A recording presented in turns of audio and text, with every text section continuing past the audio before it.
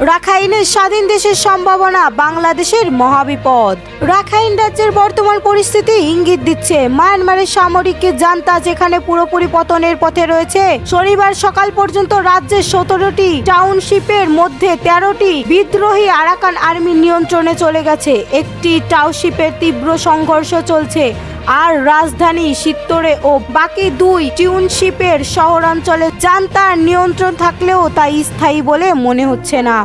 ইতিমধ্যে Arakan army 6টি বিমানবন্দরের মধ্যে 3টি আনমরাউ এবং থান্ডুওয়ে নিজেদের দখলে নিয়েছেন। রাজ্যের ভৌগোলিক ও রাজনৈতিক গুরুত্বের কারণে রাখাইন এখন চীন, ভারত এবং যুক্তরাষ্ট্রের কৌশলগত স্বার্থের কেন্দ্রবিন্দুতে। তবে সামরিক জান্তা সহজে হার মানবে না। জান্তার দখল হারানোর পরেও বিমান হামলার মাধ্যমে এলাকাগুলোকে ধ্বংসস্তূপে পরিণত করেছে, যা রাখাইনের ভবিষ্যৎ স্বাধীনতার প্রশ্নকে আরও জটিল করে তুলছে।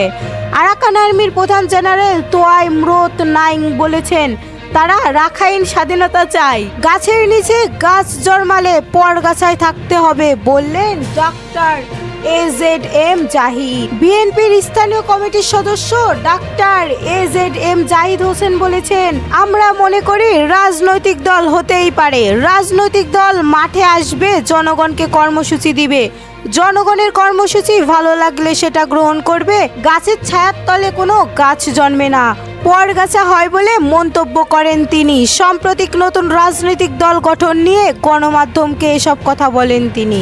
অন্তর্বর্তী সরকারকে আরো 2 বছর সময় দিতে হবে বললেন নূর।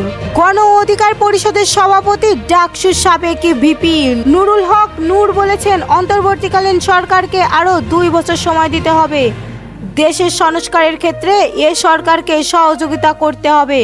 হাসিনা পতন না ঘটালে তো আরো 4 বছর থাকতো, তাই এই সরকারকে 2 বছর সময় দিলে তো ক্ষতি নেই। তিনি আরো বলেন, কোন উপদেষ্টা ব্যর্থ হলে তাদের সমালোচনা করতে হবে, দরকার হলে তাদের পদত্যাগের দাবিতে আন্দোলন করতে হবে, কিন্তু দেশ সংস্কারের কাজ ও গণহত্যার বিচারগুলো এই সরকারেরই করতে হবে।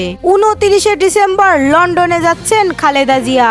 শারীরিকভাবে সুস্থ থাকলে এবং নতুন কোনো সমস্যা সৃষ্টি না হলে বিএনপি চেয়ারপারসন ও সাবেক প্রধানমন্ত্রী খালেদা জিয়ার উন্নত চিকিৎসার জন্য আগামী 29শে ডিসেম্বর লন্ডনে যেতে পারেন।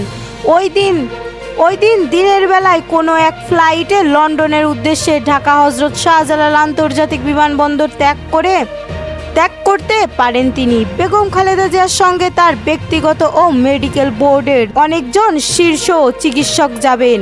জানতে চাইলে বিএনপির মহাসচিব মির্জা ফখরুল ইসলাম আলমগীর বলেন, বেগম খালেদা জিয়া উন্নত চিকিৎসার জন্য আগামী 29শে ডিসেম্বর লন্ডন যেতে পারেন। চূড়ান্ত না হলেও এই ধরনের একটি চিন্তা ভাবনা আমাদের রয়েছে।